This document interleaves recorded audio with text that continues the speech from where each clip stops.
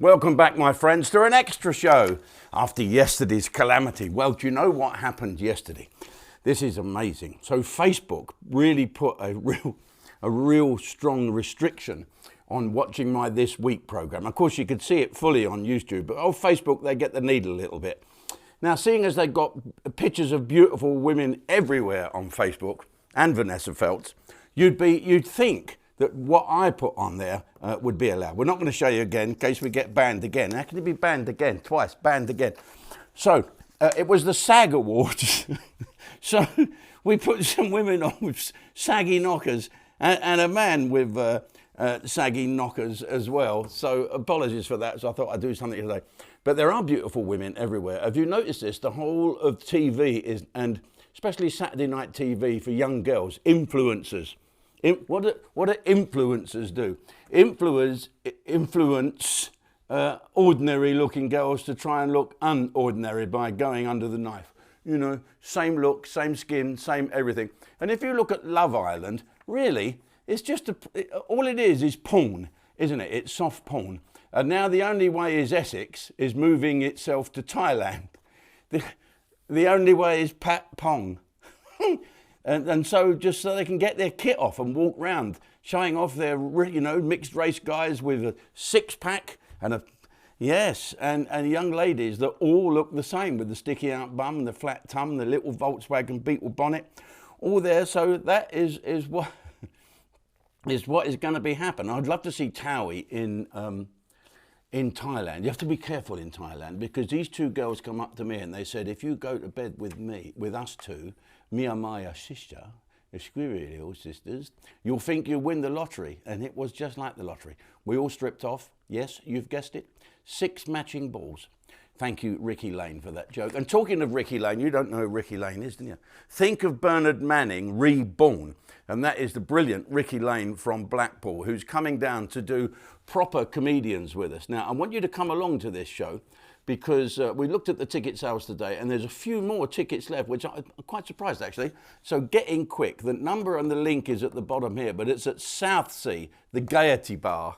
No, before you ask, it's not. You don't have to go via a pink bus. No, it's not it's a Gaiety Bar. Not a gay bar, although if you're gay, you're very welcome to come along and have a good laugh.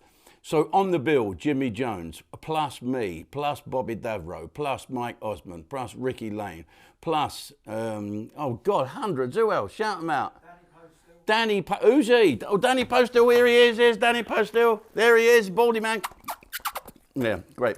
So we're all going to be there for both nights, and it's a different show each night, and we've kept the tickets quite reasonable. They're only 265 quid a time, which is cheaper than Peter Kay. And it's down at Southsea on the 17th and 18th of May. And don't forget, if you're a budding comedian or you just fancy a go, because you will be taught how to do this, the 20th of May, there is auditions for our new show called the Comedy Masterclass. And so if you want to go on that, go to ustream.com. This is not the TV platform. This is our website. Go to ustream.news. That'd be a better one. ustream.news and scroll down after all the pictures of me and you can register and tell us why you want to do it and why you want to be a comedian. Now, just before we go any further, and I'll tell you about a couple of things. There's a couple of things that's pissing me off lately.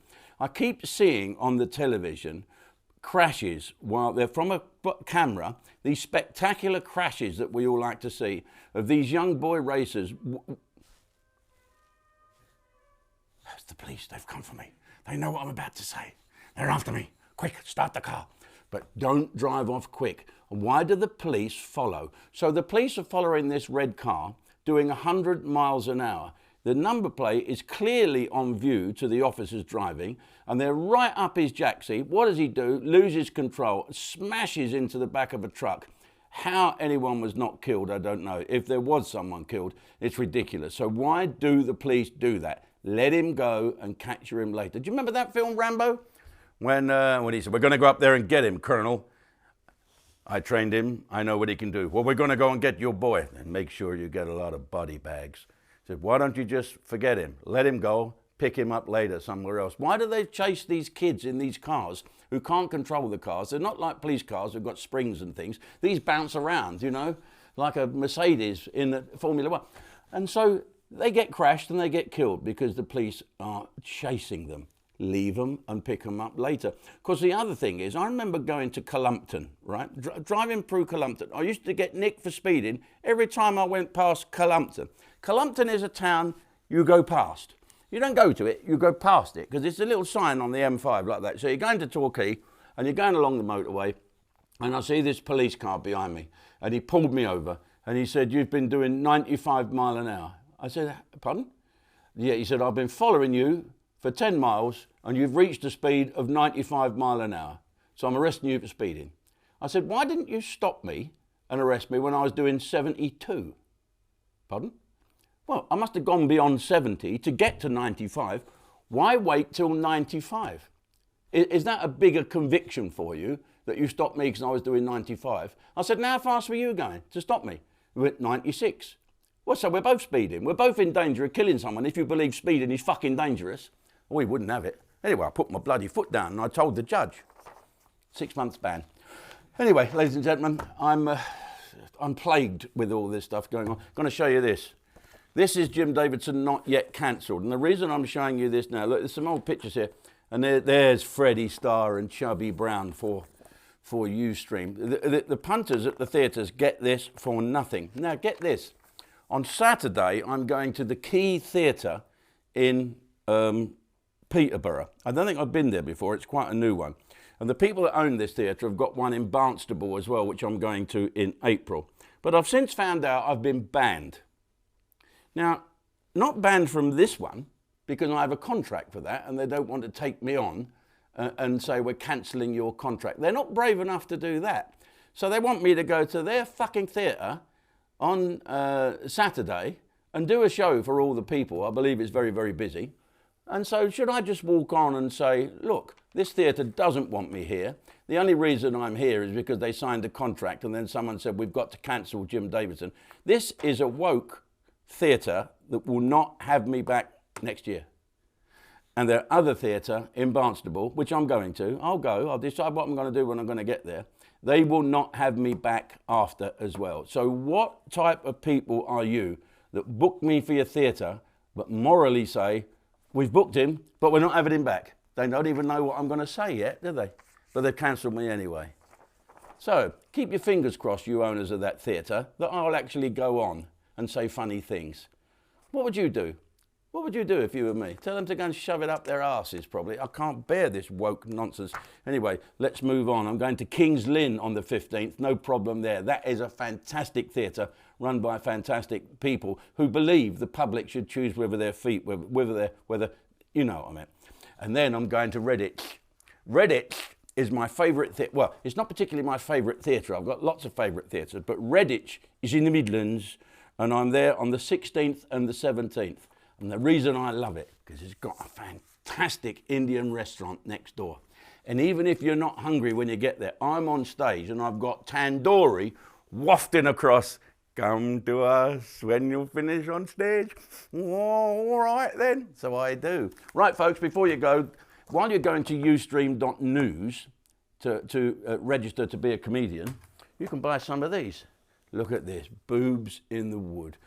That is Zoe Big Tits, Zoe Nicholas, who's a brilliant singer, as you'll see on there. And I asked her if she'd do the follow-up. She said, "No, I'm a legitimate singer now." Well, that's quite good. And this is Cinderella. And this is Charlie Drake, dead. And that's Roger Kitter and Dave Lee, dead. Me, half dead and hanging on. This is the greatest DVD ever. Get it on ustream.news. Go to the shop. All right? Well, that's about it then. I'll see you on tour.